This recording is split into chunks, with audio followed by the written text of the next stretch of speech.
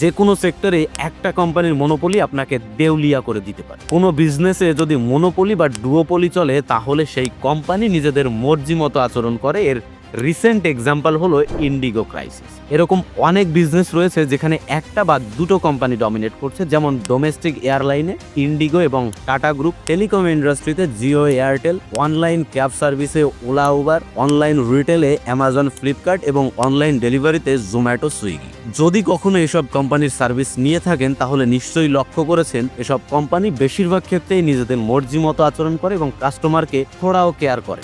Monopoly বা ডুওপলি হওয়ার কারণে নিজেদের ইচ্ছামতো জিনিসপত্রের দাম বাড়ায়, যেমন প্রতি বছরই রিচার্জের দাম বেড়েই চলেছে। তাই প্রাইভেটাইজেশন যত বাড়বে মনোপলি বা ডুওপলি ততই বাড়বে, কারণ আদানি আম্বানি বা টাটা গ্রুপের সামনে অন্য কোনো কোম্পানি দাঁড়াতে পারবে। মার্কেটে কম্পিটিশন তৈরি না হলে, নতুন নতুন প্লেয়ার এন্ট্রি না পেলে মার্কেটের শিথিলতা থাকবে না এবং ভুগতে হবে সাধারণ মানুষকে, যার বড় এক্সাম্পল হলো রিসেন্টলি ঘটে যাওয়া ইন্ডিগো ক্রাইসিস।